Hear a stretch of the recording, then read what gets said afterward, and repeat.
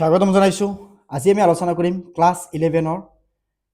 Chapter number 2 exercise number 2.2 question number 1 পৰা। তো চোৱা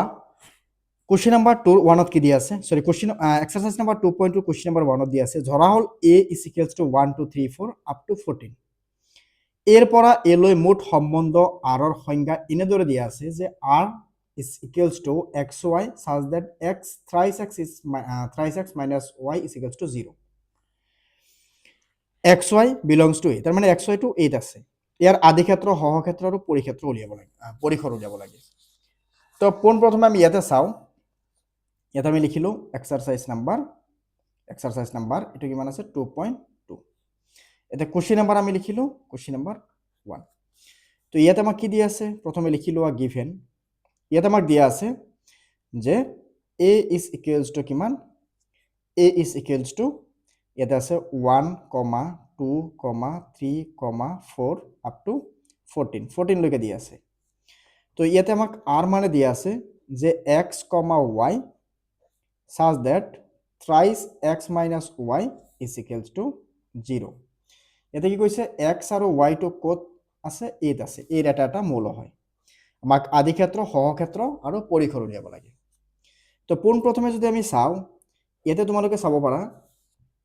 যে ইয়াতে কি কৰিব লাগিব, প্ৰথম যেটো আমি মৌল লম, তাৰ মানে ইয়াতে ললো সাপোজ 1। তো 1 ৰ লগত তুমি 3 পূৰণ কৰিলে কি পাবা, 1 ৰ লগত যদি তুমি 3 পূৰণ কৰি দিয়া কিমান পাবা 3। সো 3 পৰা কিমান মাইনাস কৰিলে 0 হ'ব, 3 পৰা 3 মাইনাস কৰিলে 0 পাম আমি। ওকে, গতিকে আমি ইয়াতে লিখিব লাগিব 3। তো চোৱা 1 এই a সংহতিটোত আছে, 3 টো এই সংহতিটোত আছে। নেক্সট ইয়াতে লিখা 2 লিখিলে 2 3 গুণ কিমান হ'ব 6, 2 3 গুণ কিমান 6। তেতিয়াহ'লে ইয়াতে কিমান আহিব 6 আহিব। ঠিক আছে, তাৰপিছত তুমি যদি ইয়াতে লোৱা 3, সো 3 3 গুণ কিমান 9, ইয়াতে লিখি দিয়া 9। তো 9 ৰ পৰা 9 মাইনাস কৰিলে 0। ইয়াতে যদি লোৱা 4, তো 4 3 গুণ কিমান 12, 12 ৰ পৰা ইয়াতে মাইনাস কৰি দিয়া 12 হৈ গ'ল। এতিয়া তুমি যদি এবাৰ 5 লোৱা, তেতিয়াহ'লে 5 ললে 5 3 গুণ কিমান 15। এটা চোৱা 15 কিন্তু ইয়াতে নাই, ইয়াতে 14 লৈকেহে আছে। গতিকে আমি এইটো 5 আমি ল'ব নোৱাৰো, 5 ল'ব নোৱাৰি। তো এতিয়া আমাৰ আদি ক্ষেত্ৰ কি আছিল, যে আদি ক্ষেত্ৰ আছিল আমাৰ প্ৰথমটো মৌল, যাক ইংৰাজীত কোৱা হয়, আদি ক্ষেত্ৰত কোৱা হয় ডোমেইন। কাৰ ডোমেইন, ইয়াতে r ৰ ডোমেইন উলিয়াম আমি, ডোমেইন অফ r। তেতিয়া আদি ক্ষেত্ৰ কিমান আহিব, আদি ক্ষেত্ৰ ইয়াতে আহিব কিমান, চোৱা প্ৰথম মৌল যেটো আছে 1 আছে, 2 আছে, 3 আছে, 4 আছে। তেতিয়া আদি ক্ষেত্ৰ হৈ যাব 1 2 3 আৰু 4। নেক্সট কি আছে সহক্ষেত্ৰ, ইয়াতে লিখি দিয়া সহক্ষেত্ৰ। তো চোৱা সহক্ষেত্ৰক ইংৰাজীত কোৱা হয় কোডোমেইন। ইয়াতে চোৱা ইয়াৰ আমাৰ দ্বিতীয় মৌল যেটো আছে, মানে ইয়াতে আমি ক'বলৈ গ'লে কোডোমেইন হৈছে আসলতে যে ইয়াতে কিমানটা মৌল আছিল 1 2 3 4 আপ টু 14 লৈকে আছিল। তো ইয়াতে আমাৰ 1 আহিব, 2 আহিব, 3 আহিব, আপ টু এনেকে 14 লৈকে আহিব। ওকে, নেক্সট হল আমাৰ পৰিসৰ। তো চোৱা পৰিসৰ কিমান আহিব, ইয়াতে ৰেঞ্জ কি আছে, সেকেন্ড যেটো এলিমেন্ট, ইয়াতে সেকেন্ড এলিমেন্ট কি আছে, এটা 3 আছে, এটা 6 আছে, এটা 9 আছে, এটা 12 আছে। তো আমি ইয়াতে লিখিম 3 লিখিম, 6 লিখিম, 9 লিখিম আৰু 12 লিখিম, হৈ গ'ল পৰিসৰ। ঠিক আছে, এতিয়া আমি নেক্সট চাওঁ কোৱেশ্চন নাম্বাৰ 2। কোৱেশ্চন নাম্বাৰ 2 কি কৈছে, ইয়াতে চাব পাৰা কোৱেশ্চন নাম্বাৰ 2 যে স্বাভাৱিক সংখ্যাৰ সংহতি n সম্বন্ধত r ৰ সংজ্ঞা এনেদৰে দিয়া আছে যে r = x, y such that y = x plus 5। x 4তকৈ সৰু এটা স্বাভাৱিক সংখ্যা আৰু xy belongs to n। সম্বন্ধটো ৰস্টাৰ আকৃতিৰ পদ্ধতিত লিখা, আদি ক্ষেত্ৰৰ পৰিসৰটো উলিয়া। ৰস্টাৰ আকৃতি মানে কি, তালিকাকৰণ পদ্ধতিত লিখিব লাগে। Question number 2। এতিয়া চোৱা কোৱেশ্চন নাম্বাৰ 2 পোনপ্ৰথমে আমাক কি কৈছে, ইয়াতে গোটেইখিনি আমাৰ স্বাভাৱিক সংখ্যাৰ কথা কৈছে, আৰু ইয়াতে আমাক r মানে দিয়া আছে। ইয়াতে আমাক r মানে কি দিয়া আছে, ইয়াতে আমাৰ r মানে দিয়া আছে যে x, y such that y = x plus 5। আৰু x টো কি আছে 4তকৈ সৰু আছে, less than 4। আৰু x y টো ক'ত আছে, স্বাভাৱিক সংখ্যাত আছে, belongs to n। তেতিয়াহ'লে তুমি এইবাৰ চোৱা ইয়াতে কি লিখিব পাৰিবা। ইয়াতে যদি প্ৰথমে আমি চাওঁ, ইয়াতে আমি 1 লিখিলো, x ৰ ঠাইত 1 লিখিলো। ওকে, 1 লিখিলে চোৱা 1 plus 5 কৰিলে আমি কিমান পাম 6। তেতিয়াহ'লে ইয়াতে কিমান আহিব 6 আহিব, আহিল। নেক্সট চোৱা ইয়াতে যদি তুমি 2 লোৱা, 2 ল'লে কিমান পাবা, 2 plus 5 কিমান আহিব ইয়াতে 7। ইয়াতে লিখিব লাগিব 7। যদি 3 লোৱা, 3 + 5 3 + 5 কিমান আহিব 8 তো ইয়াতে লিখি দিয়া 8 তো এতিয়া তুমি 4 তো ল'ব নোৱাৰা 4 তকৈ সৰু গৈছে গতিকে ইয়াতে আমাৰ শেষ হৈ যাব এতিয়া আদি ক্ষেত্ৰ আদি ক্ষেত্ৰ আদি ক্ষেত্ৰ আদি ক্ষেত্ৰ মানে কি প্ৰথম মৌল যিটো আছে ইয়াতে কি আছে 1 আছে 2 আছে 3 আছে তো আদি ক্ষেত্ৰ হৈছে 1 2 and 3 আৰু পৰিখৰ চোৱা পৰিখৰ পৰিখৰ মানে কি দ্বিতীয় মৌল কি আছে 6 আছে 7 আছে ইয়াতে 8 আছে তো এটা লিখি দিয়া 6, 7, 8 তো হৈ গ'ল আমাৰ কোৱেশ্চন নাম্বাৰ 2 ৰ সমাধান এতিয়া চাবা কোৱেশ্চন নাম্বাৰ 3 আমাক কি কৈছে সো কোৱেশ্চন নাম্বাৰ 3 ইয়াতে কি আছে কোৱেশ্চন নাম্বাৰ 3 ত কোৱা হৈছে যে a is equals to 1 2 3 4 5 b আছে 4 6 9 এর পৰা b লৈ সম্বন্ধ r ৰ সংখ্যা এনেদৰে দিয়া আছে যে xy x আৰু y ৰ অন্তৰ অযুগ্ম সংখ্যা অন্তৰ মানে কি অন্তৰ মানে হাৰ্ড নহয় অন্তৰ মানে হৈছে ডিফাৰেন্স ইয়াতে ওকে x to 8 আছে y to b আছে x belongs to y belongs to b ৰস্টাৰ পদ্ধতি লিখিব লাগে তালিকাখন পদ্ধতি লিখিব লাগে ইয়াতে কিন্তু আদি ক্ষেত্ৰৰ পৰিখৰ উলিয়াব নালাগে তো আমি ইয়াতে চাই লওঁ ইয়াতে চোৱা ইয়াতে আমি লিখিম এটা কোৱেশ্চন নাম্বাৰ 3 তো ইয়াতে আমি প্ৰথমে লিখিম গিভেন বা দিয়া আছে ইয়াতে a মানে আমাক কি দিয়া আছে a মানে দিয়া আছে 1 3 5 সৰি 1 2 3 1 2 3 5 আৰু ইয়াতে b মানে দিয়া আছে আমাক 4 6 9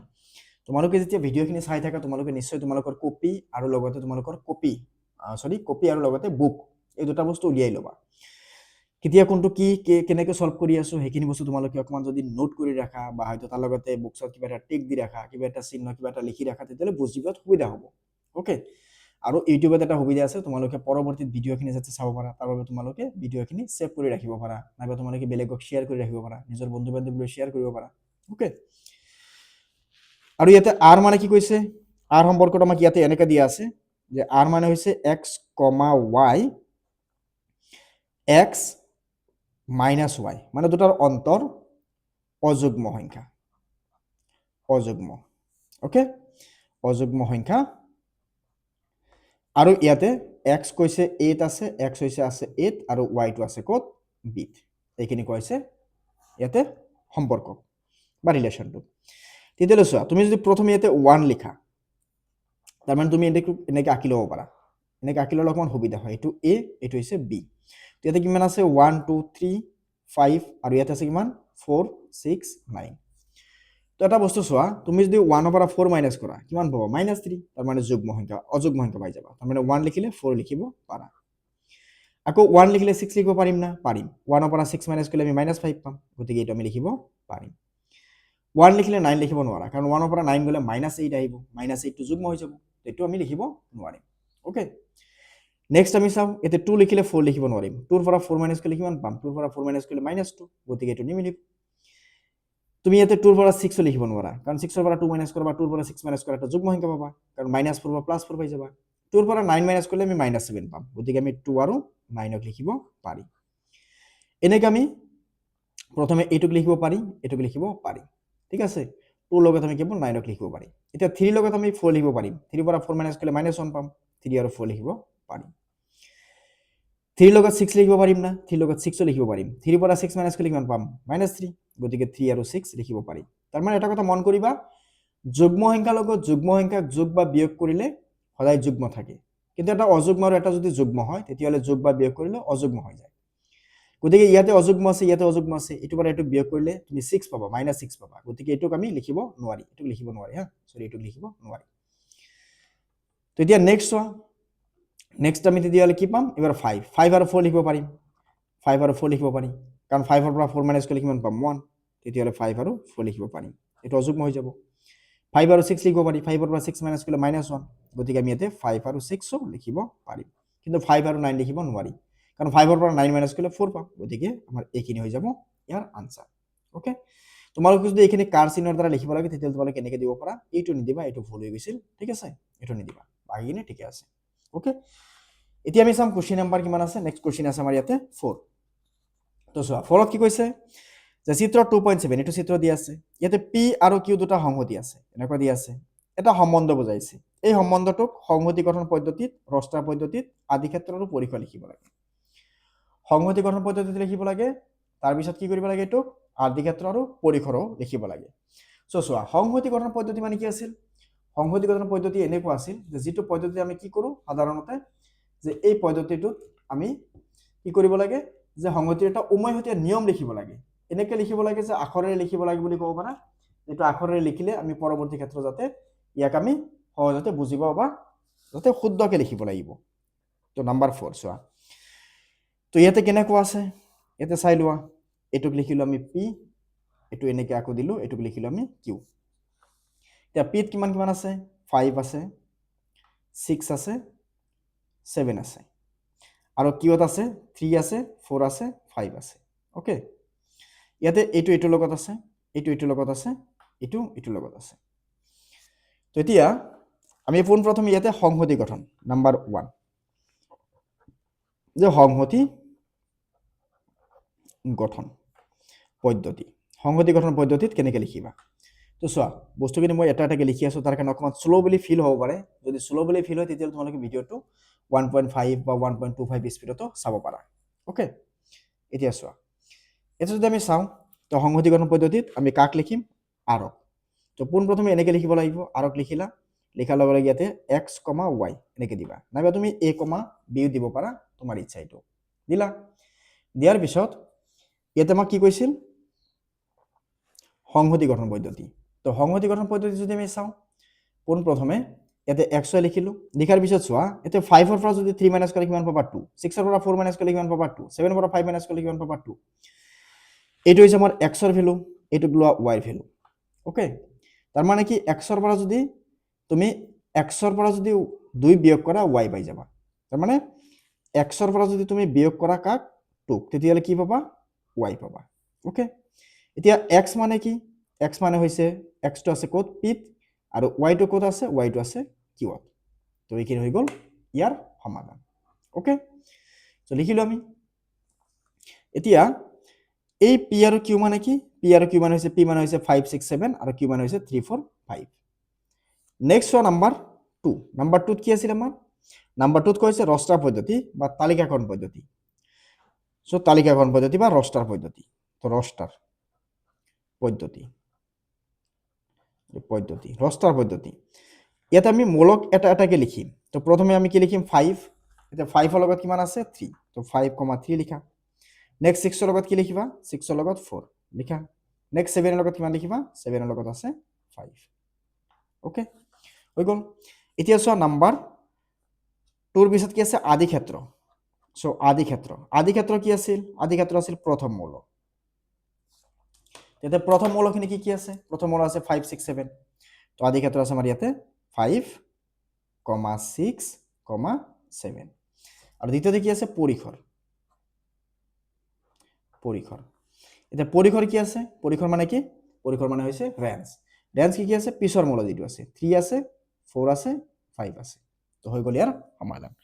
তো আমি কোশ্চেন নাম্বাৰ 4 সমাধান কৰিলো এবাৰ আমি চাম কোশ্চেন নাম্বাৰ 5 5ত কি আছে ধৰা হল a মানে দিয়া আছে 1 2 3 4 6 তো r এনেকা দিয়া আছে যে ab such that ab belongs to a ab to a আছে আৰু b a ৰে সম্পূৰ্ণকে বিভাজ্য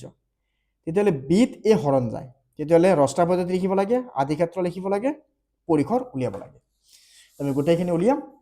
নেক্সট পেজত তো চোৱা ইয়াতে প্ৰথমে ইয়াতে লিখিলো কোশ্চেন নাম্বার 5 ইয়াতে আমাক কি দিয়া আছে গিভেন ইয়াতে আমাক a মানে দিয়া আছে a মানে আছে 1, 2, 3, 4, 6 হৈ গল ইয়াতে r মানে আমাক দিয়া আছে ইয়াতে a, b such that a, b belongs to a আৰু b a ৰে বিভাজ্য আৰু সম্পূৰ্ণ বিভাজ্য এটা কথাই মানে বিভাজ্য মানে কি সম্পূৰ্ণকে হৰণ যায় যাত ভাগেক নাথাকে মানে লাষ্টত ৰিমাইন্ডাৰ নাথাকিব তেতিয়ালে প্ৰথমে আমি যদি চাও ইয়াক আমি কি কৰিম ৰস্টাৰ পদ্ধতি লিখিম 1 নম্বৰত তো চোৱা এইটোক যদি ৰস্টাৰ পদ্ধতি লিখিব যোৱা ইজি কৰিব গলে কি কৈছিলো যেনেকৈ তোমালোকে লিখিব পাৰা 1 আছে 2 আছে 3 আছে 4 আছে 6 আছে এটা 1 আছে 2 আছে 3 আছে 4 আছে 6 আছে তেতিয়া এইটো a তো 1 1 ৰে আমি হৰণ কৰিব পাৰি সো 1 1 ইয়াতে লিখিব পাৰিবা 1 1 প্ৰথমটো কি a দ্বিতীয়টো কি b a ৰে সম্পূৰ্ণকৈ হৰণ যায় 1 1 ত হৰণ যায় তাৰপিছত চোৱা 1 2 তো হৰণ যায় 1 1 ত হৰণ যায় 1 2 হৰণ যায় 1 3 হৰণ যায় 1 4 হৰণ যায় 1 6 হৰণ যায় তেতিয়াহ'লে আমি 1 2 লিখিম ইয়াতে 1 3 লিখিম 1 4 লিখিম সৰি 1 2 এতে 1 3 তাৰপিছত 1 ৰ লগত 4 1 ৰ লগত 6 আহিল নেক্সট 2 1 ত হৰণ নাযায় 2 1 ত হৰণ কৰিলে আমি কিমান পাম 0.5 0.5 মানে কি এইটো সম্পূৰ্ণকৈ হৰণ যোৱা নাই কিন্তু 2 2 হৰণ যায় কিবাৰ যায় একবাৰ তো লিখিব পাৰা 2 ৰ লগত 2 2 কিন্তু 3 হৰণ নাযায় 2 4 ত হৰণ যায় 2 4 ত হৰণ যায় 2 আৰু 4 লিখি দিয়া 2 4 নেক্সট 2 6 ত হৰণ যায় 2 6 লিখিব পাৰো 2, 6 হৈ গ'ল এতিয়া নেক্সট চোৱা তাৰ পিছত যদি আমি চাওঁ এইবাৰ 3 3 হৰণ যায় এতে এটা লিখি দিয়া 3, 3 হৈ গ'ল 3 4 ত নাযায় কিন্তু 3 6 ত হৰণ যায় তে 3 6 লিখি দিয়া আকৌ চোৱা 4 কেৱল 4 তে হৰণ যায় ইয়াতে 4 4 ত হৰণ যায় 4 6 ত নাযায় আকৌ 6 টো কত হৰণ যায় 6 ত তো ইয়াতে 6, 6 লিখি দিয়া হৈ গ'ল মূল এতিয়া নাম্বাৰ 2 ইয়াতে কি কৈছে আদি ক্ষেত্ৰ মানে ডোমেইন আদি ক্ষেত্ৰ ইয়াতে কি কি আছে মানে প্ৰথম মৌল কি পাইছো ইয়াতে 1 ও আছে 2 আছে 3 আছে 4 আছে 6 আছে তো লিখি দিয়া 1, 2, 3, 4, 6 তৃতীয় নম্বৰত কি আছে পৰিখৰ এটা পৰিখৰটো সবকেইটা আছে পৰিখৰটো সো ইয়াতে 1 আছে 2 আছে 3 আছে 4 আছে 6 আছে সবকেইটা আছে গতিকে এটা আদি ক্ষেত্ৰৰ পৰিখৰ একই আহিল তো হৈ গ'ল আমাৰ কোশ্চেন নাম্বাৰ 5 ৰ সমাধান এতিয়া চাব পাৰি আমি কোশ্চেন নাম্বাৰ 6 সো তোমালোকৰ এইখিনি বস্তু যদি নোটছ লাগে তোমালোকে মোক এটা হোৱাটছএপত মেছেজ দি দিবা মই এইখিনি বস্তু তোমালোকক ফটো মাৰি পঠাই দিম দিয়া বা পিডিএফ কৰি পঠাই দিম দিয়া ওকে এতিয়া চাব পাৰা কোশ্চেন নাম্বাৰ 6 তো 6 ইয়াতে কি আছে r ৰ সংজ্ঞাটো এনেকৈ দিয়া আছে r মানে এনেকৈ কৈছে যে x, x plus 5 ইয়াতে কৈছে such that x belongs to এতে আছে কি যে 0, 1, 2, 3, 4, 5 ওকে ইয়াৰ আদি ক্ষেত্ৰ আৰু পৰিখৰ উলিয়াব লাগে তো এইটো ইজি হয় মানে ইয়াৰ পৰা প্ৰথমে আমি কি কৰিম এইটো তালিকাকৰণ পদ্ধতিতে আমি লিখিম তো চোৱা ইয়াতে x ইয়াৰ পৰা যি কোনো ইচ্ছা তুমি ল'ব পাৰা সো এটাকে লৈ লওঁ আমি প্ৰথমে যদি আমি ইয়াতে 0 লওঁ x যদি 0 লওঁ তো 0 প্লাস 5 তাৰ মানে কিমান আহিব 5 হৈ গ'ল এবাৰ যদি তুমি লোৱা 1 তো 1 প্লাস 5 কিমান আহিব 6 এবাৰ যদি লোৱা 2 2 প্লাস 5 কিমান আহিব 2 প্লাস 5 কিমান আহিব 7 এতে যদি তুমি লৈ লোৱা 3 তেতিয়াহ'লে 3 প্লাস 5 কিমান আহিব 8 এতে যদি এবাৰ লৈ লোৱা 4 4 প্লাস 5 কিমান আহিব 9 নেক্সট যদি লৈ লোৱা 5 5 প্লাস 5 কিমান আহিব 10 তো হৈ গ'ল গোটেইখিনি আনসাৰ ওকে এতিয়া আমাক উলিয়াব লাগে কি আদি ক্ষেত্ৰ তো একেবাৰে ইজি আদি ক্ষেত্ৰ মানে ইয়াতে কি আছে প্ৰথম মৌল 0 আছে 1 আছে 2 আছে 3 আছে 4 আছে 5 আছে লিখি দিয়া 0, 1, 2, 3, 4, 5 নেক্সট ইয়াতে কি আহিব পৰিখৰ তো পৰিখৰত কি আহিব পৰিখৰত ইয়াতে বেছি একো নাই সেকেন্ড এলিমেন্ট 5 6 7 8 9 10 তো পৰিখৰত লিখি দিয়া 5, 6, 7, 8, 9, 10 ওকে হৈ গ'ল কোশ্চেন নাম্বাৰ 6 ৰ সমাধান তো এতিয়া চাম আমি কোশ্চেন নাম্বাৰ 7 ত কি কৈছে তো চোৱা r is equals to x, x cube মানে ইয়াতে 1 হলে ইয়াতে 1 কিউব ইয়াতে 2 হলে ইয়াতে 2 কিউব তো কি মানে কি 8 such that x 10তকৈ সৰু এটা মৌলিক সংখ্যা সমান্তৰাল ৰস্তা পদ্ধতিত লিখা তো 10তকৈ সৰু মৌলিক সংখ্যা কি কি আছে সেইখিনি বস্তু আমি লিখিম তো ইয়াতে কোশ্চেন নাম্বাৰ 7 লিখিলো এতে আমি প্ৰথমে লিখিলো যে 10তকৈ সৰু মৌলিক সংখ্যা কেইটা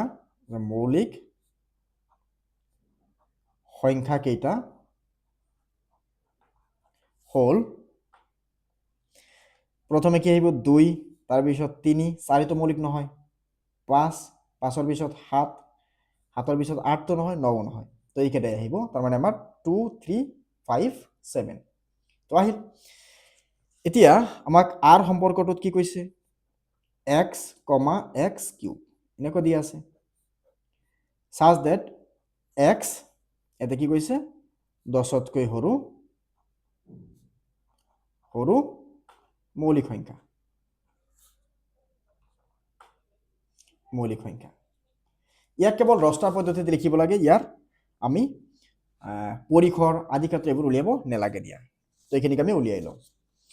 তো ইয়াতে প্ৰথমে যদি তুমি লিখি ইয়াতে 2 তো ইয়াতে লিখিব লাগিব কিমান 2 কিউব লিখি দিয়া আকৌ ইয়াতে যদি লিখা 3 ইয়াতে লিখিবা কিমান 3 কিউব লিখিলো ইয়াতে যদি আমি লিখো 4 ইয়াতে লিখিম আমি সরি 4 তো নহয় 5 আহিব 4 তো মৌলিক নহয় ইয়াতে লিখিম আমি 5 কিউব ইয়াতে লিখিম আমি 7 ইয়াতে লিখিব লাগিব তেতিয়ালে 7 কিউব তো এবাৰ এটু ভাঙি দিয়া মানে ক্যালকুলেট কৰি দিয়া তো 2 কিউব কৰলে কিমান 2 দুগুণ 4 4 দুগুণ 8 8 এবাৰ যদি আমি এতে 3 লিখো এতে কিমান আহিব 27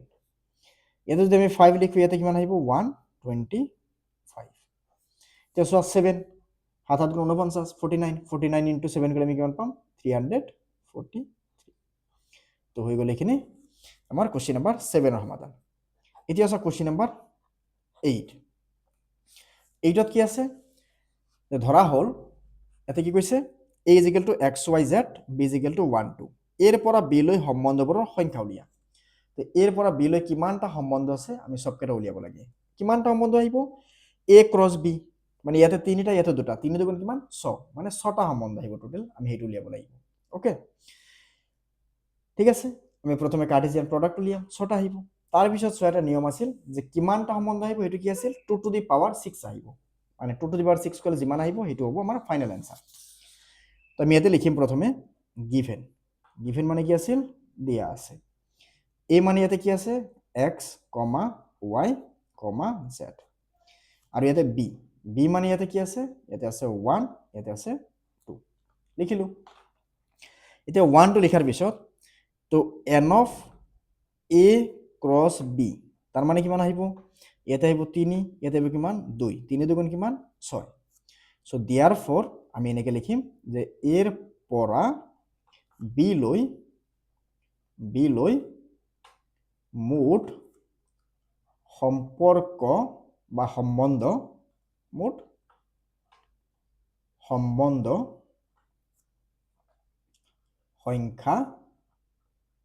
সংখ্যা হব এৰ পৰা b লৈ মুঠ সম্বন্ধৰ সংখ্যা হব 2 টু দি পাওয়ার 6 তার মানে 2 into 2 into 2 into 2 into 2 into 2 তো সোয়া এই তিনটা 2 ইনটু করলে কিমান পাম 8 এই তিনটা 2 ইনটু করলে কিমান পাম 8 সো 8 8 যা কিমান আহিব আমার 8 8 যা আহিব আমার 64 তাহলে টোটাল আমি 64 টা আমি সম্বন্ধ বনাব পারিম ওকে তা নেক্সট কোশ্চেন নাম্বার কি আছে 9 9ত কি কৈছে জেঠত সম্বন্ধ r ৰ সংখ্যা এনেদৰে দিয়া আছে যে r is equals to ab such that ab belongs to z মানে কি ইন্টিজার বা অখণ্ড সংখ্যা a minus b এটা অখণ্ড সংখ্যা তেন্তে r ৰ আদি ক্ষেত্ৰ আৰু পৰিসৰ উলিয়াব লাগে তো এইটো অকমান চাবা এটো কোশ্চেনটো এনেকুৱা কোশ্চেন এক্সামত সচৰাচৰ আহিয়ে থাকে এইটো বস্তু অকমান মন দিবা তোমালোকে তো চোৱা এতে কি কৈছে ab এটা ইন্টিজার হয় ইন্টিজার কি আছিল অখণ্ড সংখ্যা কি আছিল যে negative -1 -2 -3 up to infinity +1 +2 +2 up to infinity আৰু 0 এই গোটেইখিনি অখণ্ড সংখ্যা বুলি কোৱা হয় তো r ৰ আদি ক্ষেত্ৰ তো আদি ক্ষেত্ৰত গোটেই কি আহিব তেতিয়ালে গোটেই z খিনি আহিব মানে গোটেই অখণ্ড সংখ্যা আমি ল'ব পাৰিম z আহিব আৰু পৰিসৰটো কি আহিব গোটেই z আহিব মানে গোটেই অখণ্ড সংখ্যা খিনি আহিব ওকে সো এইটো হৈ যাব কোশ্চেন নাম্বার 9 এর সমাধান সো আমি গোটেইখিনি আমি সমাধান কৰিলো ইয়াৰ পিছত আমাৰ আছে কি ফলনটো বহুত ইম্পৰ্টেন্ট হয় আৰু ফলনটো অকমান ডিফাৰেন্ট হয় মানে ফলনটো অকমান বুজিবলগীয়া বস্তু আছে তাৰ ভিতৰত আমি এতে ফলনৰ ভাগ কেটা আছে কেনেকা ধৰণৰ ভাগ আছে কি কি টাইপস আছে এইখিনি বস্তু আমি শিকিম শিকাৰ পিছতে আমি নেক্সট এক্সাৰসাইজ আমি 2.3 আমি শিকিব পাৰিম তাৰ পিছত আমাৰ লাষ্ট এটা এক্সাৰসাইজ আছে বিবিধ নহিলেনি আমি গোটেইখিনি বস্তু এটা এটাকে সলভ কৰিম সো ভিডিও হেকলৈকে চাই থাকিবা আৰু এতিয়ালৈকে যদি ভিডিওটো চাই আছা নিশ্চয় ভাল লাগিছে তো কমেন্ট কৰি নিশ্চয় জনাবা কেনেকৈ পাই আছা লগতে শেয়াৰ কৰিবা আৰু সাবস্ক্ৰাইব কৰিব নাপাহৰিবা ওকে থ্যাংক ইউ এগেইন